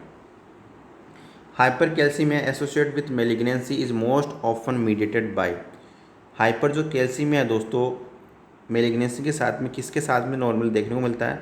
तो ऑप्शन ए है PTS, option B PTSRP, option C IL-6 and option D है कैल्सीटोनिन। तो क्वेश्चन नंबर 81 का जो सही आंसर दोस्तों वो होगा PTS, पैराथायरॉयड हार्मोन RP। ठीक है,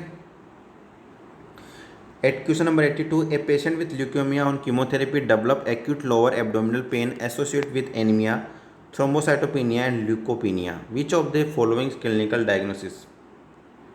option A appendicitis, option B leukaemic colitis, option B perforation peritonitis and option D neutropenic colitis. क्या होगा सही आंसर? क्वेश्चन में क्या पूछा गया दोस्तों? ए पेशेंट है ल्यूकोमिया का on chemotherapy develop acute lower abdominal pen, यानी उस पेशेंट्स का है, एक पेशेंट है ल्यूकेमिया का जो कीमोथेरेपी पे है और उसके अंदर डेवलप हो गया, क्या डेवलप हो गया है? लोअर एब्डोमिनल पेन डेवलप हो गया है जो कि एनीमिया, थ्रोम्बोसाइटोपेनिया और ल्यूकोपेनिया के साथ में है।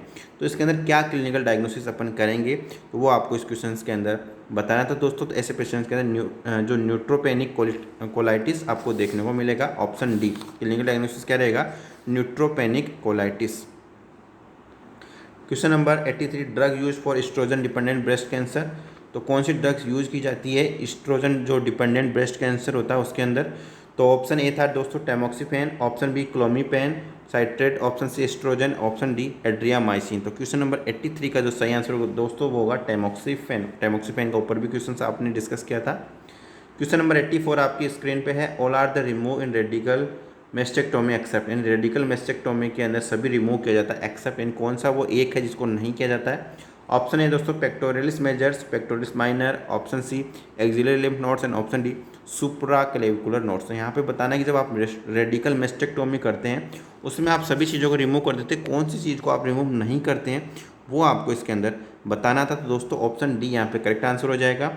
जब रेडिकल मेस्टेक्टोमी करते हैं दोस्तों यानी जो ब्रेस्ट को रिमूव करते हैं उसके अंदर पेक्टोरिस मेजर्स, पेक्टोरिस माइनर और एक्सिलरी लिम्फ नोड इन सभी को रिमूव कर दिया जाता है। क्वेश्चन नंबर 85 आपकी स्क्रीन पे है, oestrogen receptor studies in carcinoma breast is done on, यानी जो एस्ट्रोजन जो रिसेप्टर स्टडीज़ की जाती है कार्सिनोमा ब्रेस्ट के अंदर वो डन ऑन यानी किस पे की जाती है वो आपको बताना था, ब्लड, यूरिन, ट्यूमर टिश्यू और ओवेरी। क्या होगा सही आंसर क्वेश्चन नंबर 85 का? तो दोस्तों सही आंसर होगा tumour tissue, option C is the correct answer.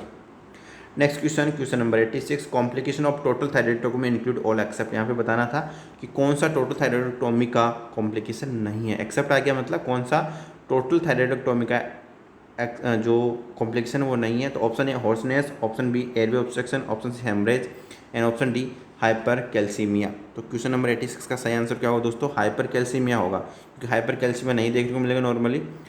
और यहाँ पे हॉर्सनेस, एयरवे ऑब्स्ट्रक्शन और हेमरेज, ये तीनों जो है कॉम्प्लिकेशन के रूप में देखने को मिल सकते हैं। इसलिए इसमें क्या पूछा गया था, कौन सा कॉम्प्लिकेशन नहीं देखने को मिलेगा, तो हाइपर कैल्शियम नहीं देखने को मिलता है normally. Question number 87, in the post operative room after the thyroid surgery patients develop breathlessness and in the wound was seen bulging with blood stain, what would be the first thing to do. यानी एक post operative room है जिसके अंदर thyroid surgery के बाद में patients गया हुआ है, उसके अंदर ब्रीथलेसनेस हो गई है, यानी उसकी सांस बहुत तेज चलने लग गई है, साथ में आपको ब्लड स्टेन बल्ज दिखता हुआ देखने को मिल रहा है। वोट वुड द फर्स्ट, आप सबसे पहले क्या करेंगे वो आपको बताना था। ऑप्शन ए ट्रैकियोस्टोमी करेंगे, ऑप्शन बी क्रिकोथाइरोइडोटोमी करेंगे, option C laryngoscopy and intubation and option D remove the stitch and take the patients to OT. तो क्वेश्चन नंबर 87 का सही आंसर क्या होगा दोस्तों, उस पेशेंट के जो स्टीच है उसको इमीडिएटली रिमूव करना है आपको और पेशेंट्स को इमीडिएटली ओटी के अंदर लेना है, जो नेसेसरी इंटरवेंशन है वो उसको पेशेंट्स के होंगे। Next question, question number 88, after cholecystectomy there was 50 ml bile output from the drain on the first post operative day, management is, यानी जो कोलिसिस्टेक्टोमी होती है दोस्तों, कोलिसिस्टेक्टोमी के बाद में 50 ml बाइल आउटपुट आपको ड्रेन देखने को मिलता है फर्स्ट ऑपरेटिव डे, यानी पहले दिन, और पोस्ट ऑपरेटिव पहला जो दिन होता है उसके लिए फिर आप मैनेजमेंट क्या करेंगे। तो ऑप्शन ए आता है दोस्तों intrabiliary stent, option B immediate exploration, option C T tube drainage and option D observation. तो क्वेश्चन नंबर 88 का सही आंसर तो होगा observation. Normal 50 ml bile output है दोस्तों, आप क्या करेंगे, नॉर्मली ऑब्जर्वेशन ही करेंगे। Next question, question number 89, which manoeuvre is done to temporarily stop inadvertent bleeding during the cholecystectomy, यानी कोलिसिस्टेक्टोमी के दौरान यदि पेशेंट्स के अंदर स्टॉप इनएडवर्ट ब्लीडिंग, यानी इनएडवर्ट ब्लीडिंग को स्टॉप करने के लिए, टेम्पररी स्टॉप करने के लिए क्या मैन्यूवर किया जाता है। तो ऑप्शन है Petit, option B Pringle, option C Kocher and option D Billroth. तो क्या करेंगे दोस्तों, क्वेश्चन नंबर 89 का जो सही जवाब वो है प्रिंगल मैन्यूवर करेंगे। क्या करेंगे, प्रिंगल मैन्यूवर करेंगे। Next question, question number 90, the following anastomosis are done in Whipple procedure except. यहाँ पे बताना था कौन सा एनास्टोमोसिस जो है विपल प्रोसीजर के अंदर नहीं होता है, ठीक है। ऑप्शन ए है hepatico jejunostomy, option B pancreato gastrectomy, option C gastro jejunostomy, option D jejunostomy. तो सही आंसर क्या होगा क्वेश्चन नंबर 90 का दोस्तों, तो क्वेश्चन नंबर 90 का सही आंसर होगा option D jejunostomy. Next question, question number 91, the most likely cause of fluctuating jaundice in a middle age elderly man in.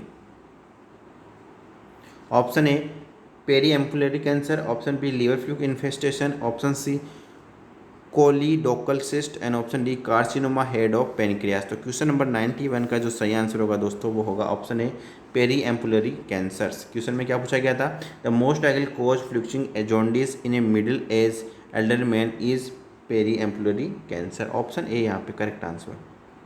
Next question, question number 92, most common, देखिए दोस्तों most common आया है यहाँ पे, most common cause of upper GI bleeding, upper जो GI bleeding हो रही है उसका मोस्ट कॉमन कॉज क्या होता है। Option gastric ulcer, option B oesophageal varices, gastritis और कार्सिनोमा स्टोमक। तो मोस्ट कॉमन जो कॉज होता है दोस्तों अपर जीआई ब्लीडिंग का वो क्या होता है दोस्तों, गैस्ट्रिक अल्सर की वजह से। Option A is the correct answer.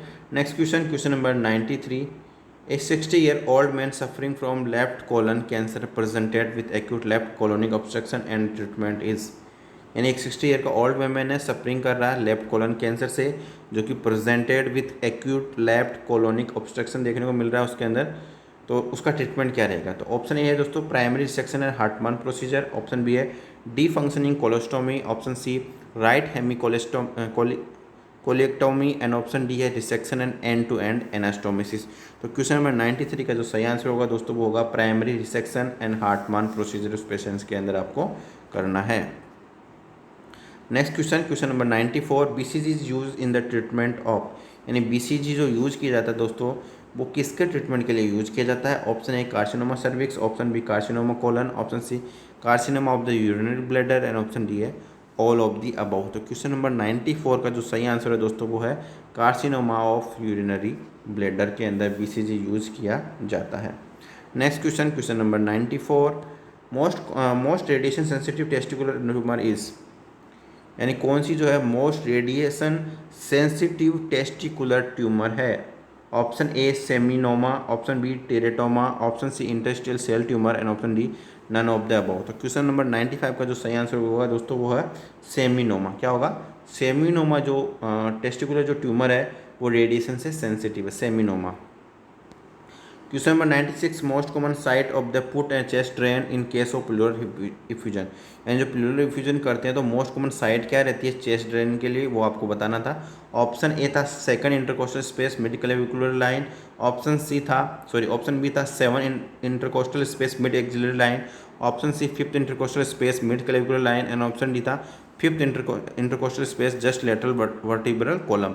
तो क्वेश्चन नंबर 96 का जो सही आंसर होगा दोस्तों वो होगा, आपको जो प्लूरल इफ्यूजन करना होता है तो उसमें चेस्ट ड्रेन जो ट्यूब पुट करते हैं कहाँ पे करते हैं? 7th इंटरकोस्टल स्पेस और mid axillary line.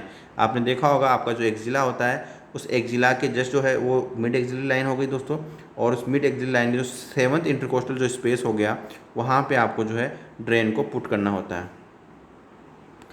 Question number 97 आपकी स्क्रीन पे है, virus causing head and neck cancer, यानी कौन से वायरस की वजह से हेड और नेक का कैंसर होता है वो आपको बताना था दोस्तों। तो ऑप्शन ए था EBV, option B HSV, option C HPV and option D था HBV। तो सही आंसर क्या होगा दोस्तों? EBV यानी एप्स्टीन बार वायरस। EBV की जो फुल फॉर्म होती है दोस्तों एप्स्टीन बार वायरस, इसकी फुल फॉर्म होती है एप्स्टीन बार वायरस। ये क्या करता है? हेड और नेक कैंसर को कोज करता है, Epstein Barr virus. Question number 98 all these are feeding tube except, यानी इनमें से कौन सी फीडिंग ट्यूब नहीं है वो आपको बताना था। ऑप्शन ए था यहाँ पे फीका tube, option B Ryle's tube, option C PG tube and option D था T ट्यूब। तो क्वेश्चन नंबर 98 का सही आंसर होगा दोस्तों T ट्यूब। ठीक है, T ट्यूब नहीं होता है। T ट्यूब नॉर्मली अपन देखते हैं जब किसी पेशेंट्स को ट्रेक्यूस्टोमी करी हुई होती है तो वहाँ पे आप T ट्यूब देखने को मिलती है आपको। Question number 99 all these are types of oesophageal surgeries except, यानी आपको बताना है कि कौन सा इसोफेजियल सर्जरी का टाइप नहीं है। एक्सेप्ट आ गया मतलब नहीं है। तो option A Ivor Lewis, option B McKeown, option C transhiatal and option D है साइटोरिडक्टिव। तो क्वेश्चन नंबर 99 का जो सही आंसर होगा दोस्तों वो होगा साइटोरिडक्टिव। बाकी जो ट्रांसिनियल है, आइवरी लेविस है, मैक्योन्स है, ये क्या है? जो सभी है इसोफेजियल सर्जरी का जो है टाइप्स है, लेकिन साइटोरिडक्टिव इसोफेजियल सर्जरी का टाइप्स नहीं है। इसलिए इस क्वेश्चन का सही आंसर क्या होगा दोस्तों? Option D. Next and final question of this video 100 AFP, 100 question number 100 है AFP is raised in. AFP यानी दोस्तों क्या हो गया दोस्तों? AFP का फुल फॉर्म क्या होता है दोस्तों? AFP की जो फुल फॉर्म होती है अल्फा फिटोप्रोटीन। जो अल्फा फिटोप्रोटीन है किसके अंदर रेज हो जाता है वो आपको बताना था। ऑप्शन है CA prostate, option HCC, option CA lungs and option D था CA कोलन। तो जो AFP है आपका दोस्तों HCC के अंदर यहाँ पे रेज होने को बताया, HCC। दोस्तों जो AFP का जो लेवल है वो इंक्रीज किसके अंदर देखने को मिलता है? जो लीवर कार्सिनोमा है, लीवर कैंसर के अंदर देखने को मिलता है। और जो HCC का फुल फॉर्म था हिपेटोसेल्युलर कार्सिनोमा। क्या था? हिपेटोसेल्युलर कार्सिनोमा इसका फुल फॉर्म था HCC। और लीवर जो कैंसर होता है उसके अंदर AFP का रेज लेवल आपको देखने को मिलता है, बढ़ा हुआ लेवल मिलता है। इसलिए इस क्वेश्चन का सही आंसर क्या हो गया? Option B is the correct answer दोस्तों। और अभी आप मुझे कमेंट करके सभी लोग बताएंगे कि आपके कितने क्वेश्चंस करेक्ट हुए अकॉर्डिंग टू इस ऑफिशियल आंसर की के साथ में, और साथ में कौन सी कैटेगरी से आप करेक्ट हो रहे हैं। आपको बताना है 100 में से जो आपने कितने क्वेश्चन अटैम्प्ट किए, आपको क्या क्या बताना है मैं आपको बता देता हूँ दोस्तों। जो 100 क्वेश्चंस आप लोग करके आए उसमें से 100 जो क्वेश्चंस है उसमें से आपने अटैम्प्ट कितने किए, ठीक है, पहला अटैम्प्ट कितने किए। दूसरा आपको बताना उसमें से आपके करेक्ट कितने हैं, ठीक है। जब अटैम्प्ट किए और करेक्ट किए दोनों बता देंगे तो मैं अपने आप जो है कितने आपके नेगेटिव मार्किंग होंगे वो पता लग जाएगा, कितने नेगेटिव हो गए वो आपको पता चल जाएगा। तो आप खाली इतना बताइएगा कि आपने कितने 100 में से कितने क्वेश्चन अटैम्प्ट किए हैं और उनमें से कितने क्वेश्चंस करेक्ट हैं, ठीक है। ये आप मुझे कमेंट करके अभी बता देंगे। और जैसे ही आप बताएंगे तो आपके सारे कमेंट्स के रिव्यू लेके मैं आपको जल्द ही आपका कट ऑफ का वीडियो भी तैयार कर दूंगा, ताकि आपको पता चल सके कट ऑफ कितनी जा सकती है। तो बाकी पेपर का लेवल अच्छा था दोस्तों, कोई इतना कोई हार्ड फास्ट नहीं था। जिनको आता था उनको बहुत ही मतलब इजी लगा होगा, और जिनको नहीं आता था उनको तो दोस्तों हार्ड लगना ही है, तो सिंपल सी बात है। लेकिन एवरेज था, कोई इसमें बहुत कम हार्ड भी नहीं था, बहुत ज़्यादा ऐसा भी नहीं, कुछ नहीं था, बिल्कुल एवरेज था, कोई भी कर सकता था, ऐसी कोई बात नहीं है इसमें। और दोस्तों आपको हमारा वीडियो कैसा लगा, और साथ में किसी प्रकार का आपको डाउट्स है तो आप कमेंट करके ज़रूर से बता दें। और दोस्तों जल्द ही हम आपके लिए और भी वीडियोस लेके आते रहते हैं। तो यदि आप चैनल पे पहली बार देख रहे हैं तो चैनल को सब्सक्राइब ज़रूर कर लें और घंटी के निशान को ऑल पर ज़रूर प्रेस कर लें, ताकि आपको ऐसे ही वीडियोज़ की नोटिफिकेशन आपको मिलती रहे। और आपको पता है कि आपको यहाँ से नर्सिंग वैकेंसी की इन्फॉर्मेशन दी जाती है। तो ऑल ओवर आपको सारी इन्फॉर्मेशन एक ही चैनल से जब मिली जाती है तो आपको क्या करना है, चैनल को सब्सक्राइब करना है और घंटी के निशान को ऑल पर प्रेस करना है। मिलते हैं नेक्स्ट वीडियो में। आज की वीडियो में इतना ही, धन्यवाद।